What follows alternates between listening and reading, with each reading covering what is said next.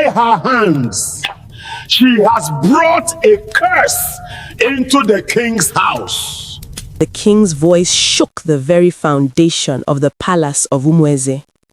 Nmasinachi was on her knees, her breath coming in ragged gasps. Just an hour ago, she had finally revealed her true self, her body carved by the gods glowing in the palace lights, her skin finally clean of the soot. But now, she was being dragged through the dirt like a goat to be slaughtered. At the feet of the prince lay her mother's royal coral beads, snapped and scattered across the floor. Please, my prince, I am not a thief. These beads are my birthright. They belong to my mother. But her stepmother, Lolo, stepped forward, her face twisted in a fake mask of horror. Do not listen to her. My daughters caught her in the backyard using these beads to summon a spirit to kill the king. She is a witch who used charcoal to hide her evil face. Nmasinachi turned her eyes to her father, Okafor. He stood there, his hands trembling. He knew the truth. He had watched her mother put those beads around Nmasinachi's neck 15 years ago. But Okafor looked at Lolo's terrifying eyes, and then he looked at the floor. He swallowed his words. He stayed silent. He allowed his only daughter to be sentenced to the evil forest just so he wouldn't have to argue with his wife. The king raised his staff. The sentence was about to be passed. How did the village's most beautiful girl end up in a pit of lies? To see the pain she carried, we must go back to how it all started. But before we continue, a quick word from me. This story is originally written and edited by me for my channel, African Folktales and Stories by Chi. To everyone who has been supporting this channel, thank you so much. Your love and encouragement mean more than you know. If you enjoy powerful African stories like this, please consider subscribing, like the video, share your thoughts in the comments, and turn on your notification bell so you never miss a story. Now, let's continue. In the village of Umweze, the sun does not rise for everyone. For Nmasinachi, the sun was only a reminder that a new day of labor had begun. For 15 years, since she was a little girl of 7, her life had been a cycle of service and silence. While her twin stepsisters, Igo and Ola, were still dreaming under their soft covers, Nmasinachi's day began in the freezing dark of 4 a.m. She slept on the kitchen floor, a place where the soot from the evening fire settled on her skin like a second skin. "Do not let me catch you washing that face," Lolo would warn her daily. "You are the soot girl. You are the shadow. If you try to look like a human being, I will use a hot iron to make sure no man ever looks at you again." The cruelty was not just in the work, it was in the soul. One evening, Nmasinachi had stayed late at the forest, searching for a specific herb Lolo had demanded for her soup. A sudden rainstorm had broken out, making the forest floor slippery and dangerous. By the time Nmasinachi struggled back to the compound, the heavy wooden gate was barred. She knocked softly at first, then harder as the rain began to soak through her thin, tattered wrapper. "Father, mother, please, it is Nmasinachi. Open the gate." Inside, the family was sitting around a warm fire, eating a rich soup of dried fish and pounded yam. Okafor heard Nmasinachi's voice. He stood up, his heart twitching with a rare spark of paternal love. "Lolo," Okafor said weakly, "the rain is heavy. The girl is outside. Let me open the gate." Lolo didn't even look up from her bowl. If she was a good daughter, she would have been back before the rain. She stayed out late because she is lazy. Let the rain wash her sins away. If you open that gate, Okafor, you can go and sleep in the mud with her. I am the owner of this house now. Choose. Okafor looked at the door.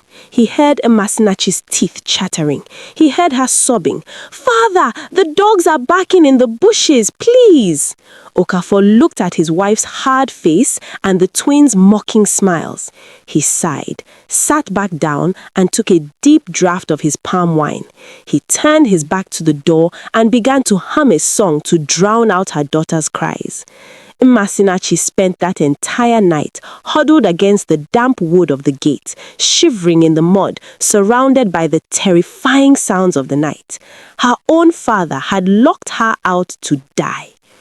The next morning, the village square of Umweze was filled with the thunderous sound of the king's gong gong. The town crier stood on a high stone, his voice carrying to every corner of the village. "Listen, people of Umweze, great news has come to our land. The prince, the only son of our king, has returned from his long travels across the great seas. He is now a man grown, and the king has decreed it is time for him to take a wife. In 3 days, every maiden of marriageable age must come to the palace for a grand feast. The prince will choose the one who is fit to be the future queen of Umweze." The village erupted in excitement. Mothers began to hoard the best silks, and girls began to practice their most graceful dances. In Okafor's house, Lolo was like a woman possessed. "My twins, my beautiful Ego and Ola," she shouted. "One of you will be queen. We will spend every kobo your father has. You will wear the finest lace. You will smell of the most expensive oils. The prince will have no choice but to pick my blood." She began to plan every detail, but her eyes kept darting toward the kitchen, where Nmasinachi was scrubbing the soot from the cooking pots. Lolo knew that even under the charcoal and the rags, Nmasinachi was more beautiful than both her daughters combined. "I must make sure she never leaves this compound," Lolo whispered to herself. "If the prince sees her, my daughters will remain maids forever." On the second day, while Nmasinachi was behind the house, trying to mend her broken spirit, an old woman appeared. She didn't come through the gate, she seemed to just be there, standing under the shade of the ancient mango tree. Her skin was as wrinkled as a dried plum, but her eyes were bright and sharp. "My daughter," the woman said, her voice sounding like the rustle of dry leaves. Nmasinachi bowed low. "Welcome, mother. Can I bring you some water?" "I do not need water, Nmasinachi. I have come to tell you that the ancestors have not forgotten the daughter of Adaogo. Your mother was a noble soul. Her father was the chief who saved the king's life during the Great Famine when the king was just a young starving soldier. The king has never forgotten that debt." Nmasinachi's eyes filled with tears. "I am just an ash girl, mother. My father has forgotten me. My stepmother hates me. I cannot even go to the palace." "The prince is back," the woman continued, ignoring Nmasinachi's protest. "He is looking for a heart that knows how to love in the dark. Lolo is planning to bury you in the earth, so you cannot go. But you must go." The woman reached into her tattered cloth and pulled out a small polished bone. It was white and shone with a strange light. "Take this," the woman said, placing it in her rough, calloused palm. "It is a gift from those who walk this earth before you. When the darkness is too heavy to breathe, strike this bone against your mother's royal beads. The earth will obey the voice of the bone." Nmasinachi blinked, and when she opened her eyes, the woman was gone. Only a single white feather lay on the ground where she had stood. The day of the feast arrived. Umweze was a riot of drums and singing. Lolo had dressed Ego and Ola in silk that glowed like gold. They looked like peacocks, proud and arrogant. "Father," Nmasinachi said, kneeling before Okafor, "I have done all the work. I have cooked the feast for the sisters. I have washed their feet. Please, father, the king said every maiden, let me go and stand at the very back of the palace. I just want to see the joy of the village." Okafor looked at his daughter. For a moment, the memory of her mother's smile hit him like a physical blow. He reached out to touch her head. Okafor! Lolo's voice was a low hiss. She stepped out, holding a heavy iron rod. If that girl leaves this gate, I will tell the elders you have been poisoning the village stream. You will be cast out and your house will be burnt. Do you love your daughter more than your own life? Okafor's hand dropped. The cowardice that had lived in his heart for 15 years finally took full control. He grabbed Nmasinachi by the hair that was matted with smoke and death, and dragged her to the backyard. In the corner of the compound, Okafor had dug a deep, narrow pit. It was meant for storing the new yams, but today it was a grave. Father, please, I am your only child. I have served you for 15 years, Nmasinachi screamed, her voice breaking. Okafor didn't say a word. He pushed her into the cold, damp hole. He and Lolo laid heavy ironwood planks over the top, planks that were weighted down with massive, jagged rocks. Stay there, Lolo laughed, looking down through the thin cracks. We are going to the palace, and when the prince chooses my daughter, we will return only to sell you to a faraway village. You will walk in the mines and sleep in the dirt until your body turns back into dust. You will never see the son of Umweze again. They turned and walked away, their laughter mixing with the sound of the palace drums. Nmasinachi lay in the total darkness of the pit, the cold mud soaking into her rags. She clutched the polished bone and her mother's royal beads, her heart shattering into 1,000 pieces. Inside the yam pit, the silence was heavier than the rocks. Nmasinachi lay on her side, her face pressed against the cold, damp walls of her grave. Above her, she could hear the muffled thumping of the palace drums of Umweze. Every beat of the drum felt like a mockery. Her father, the man who taught her to walk, was currently walking to a feast, leaving her to suffocate in the dark. Mother, she whispered, her voice a thin thread of agony. Is this how my story ends? Is this the price for being your daughter? She clutched the small polished bone in her hand. It felt ice cold. She remembered the mystery woman's words. When the darkness is too heavy to breathe, strike this bone against your mother's royal beads. Nmasinachi pulled the string of coral beads from her waist. These beads had survived 15 years of soot and smoke. With a trembling hand, she raised the bone and struck it against the center bead. Crack! A sound like a thunderclap erupted inside the pit, but it was a sound only the spirits could hear. Suddenly, the air in the hole became warm. The heavy ironwood planks above her began to groan. The massive rocks started to vibrate. In a flash of blinding white light, the rocks were tossed aside as if they were made of dried grass. The planks were shattered into splinters. Nmasinachi looked up and saw the stars of Umweze. The ancestors had answered. She crawled out of the earth, her nails bleeding, her heart pounding with a new fierce fire. She did not look back at the house of her father's cowardice. She began to run. Nmasinachi arrived at the palace grounds, but she did not enter through the main gate. She was a sight of horror, covered in stinking mud, her hair matted with clay, her skin black with 15 years of kitchen charcoal. She knew the guards would throw her out before she could even speak. She moved toward the sacred spring of Adaza, a hidden pool behind the palace gardens where the royal family performed their cleansings. The water was still and silver under the moon.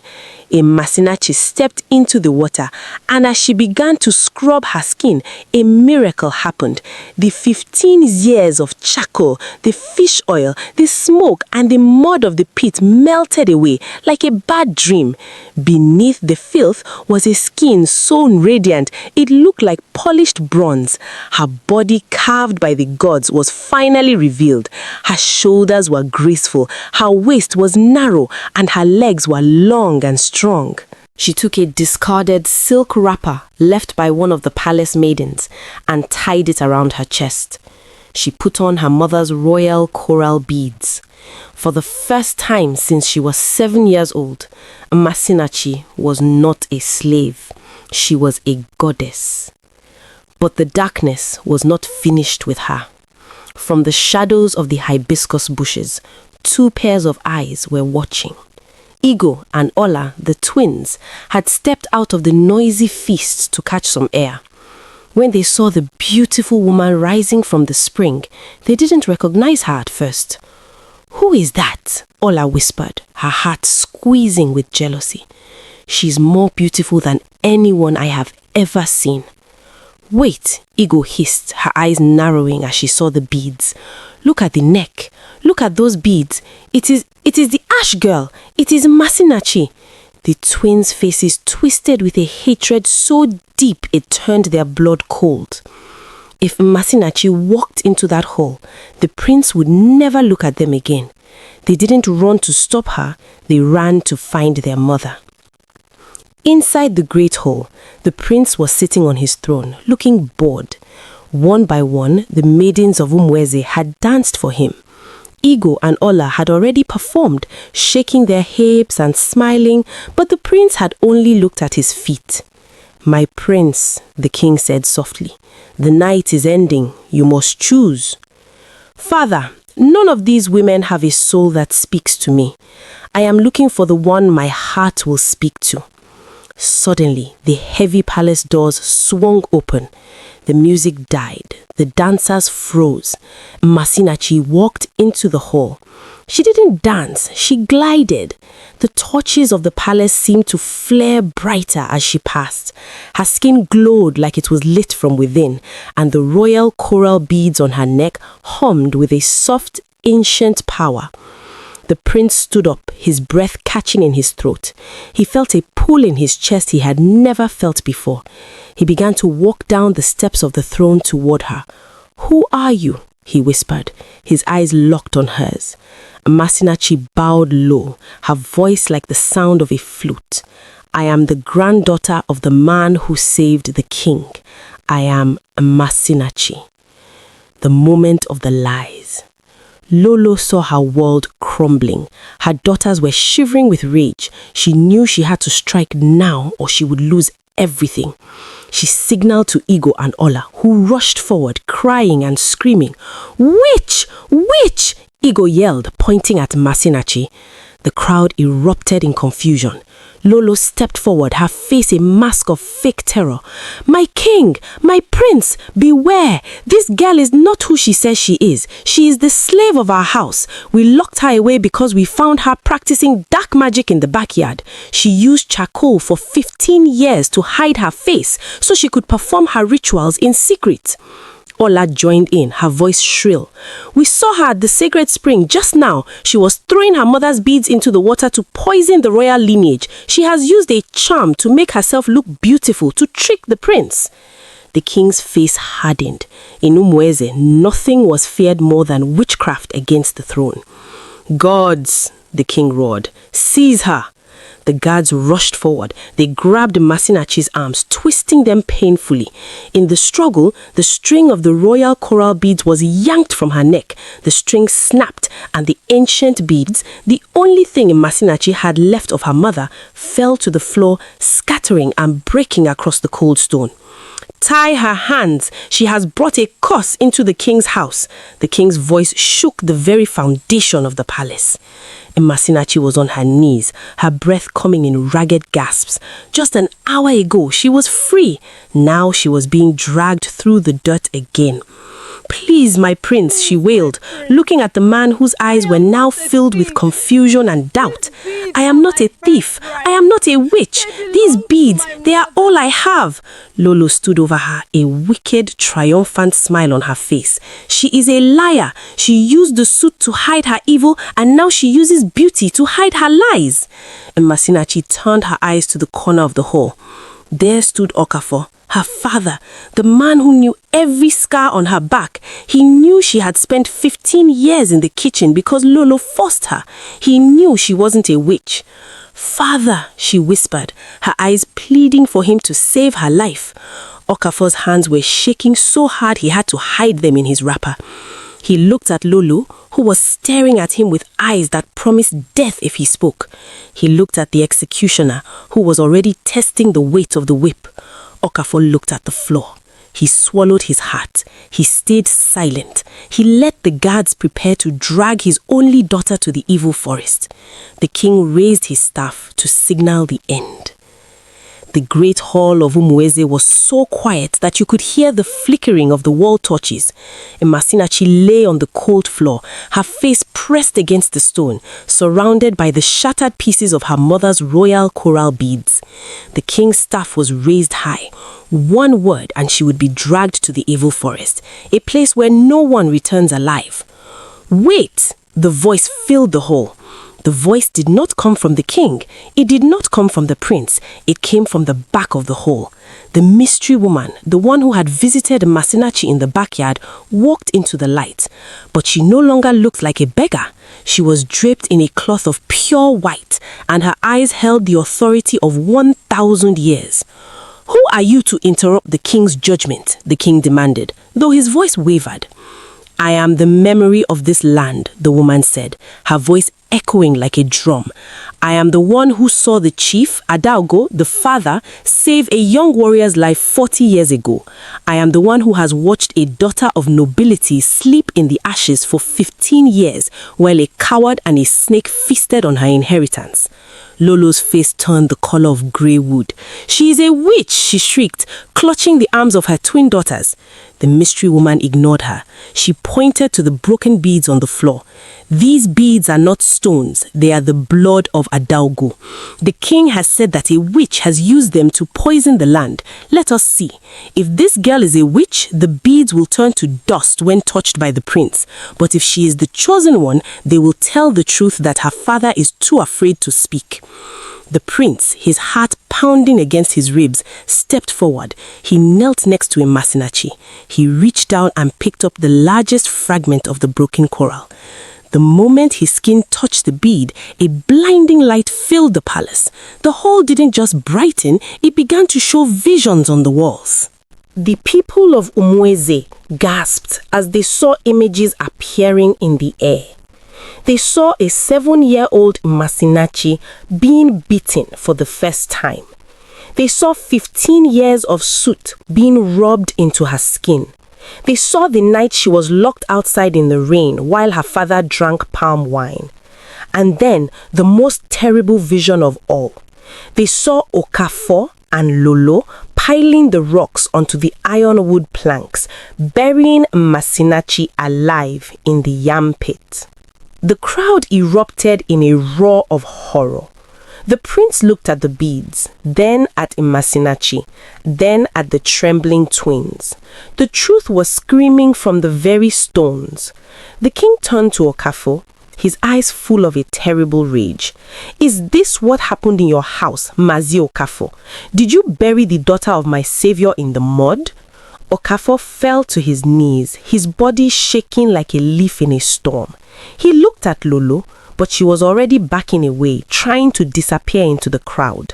He looked at Nmasinachi, his beautiful daughter, who was still on her knees, her eyes filled with a sadness that no crown could ever fully heal. I wanted peace," Okafor sobbed, his voice high and pathetic. "She told me she would leave me. She told me she would ruin me. I was afraid."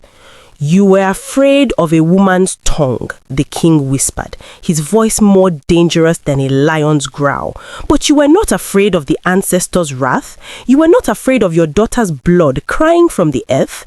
The king stood up and pointed his staff at Lolo, Ego, and Ola. "Seize them!" The guards who had been holding Nmasinachi suddenly released her and grabbed the twins and their mother. Lolo fought like a trapped animal, spitting and cursing. "You cannot do this! I am a noble woman!" Lolo screamed.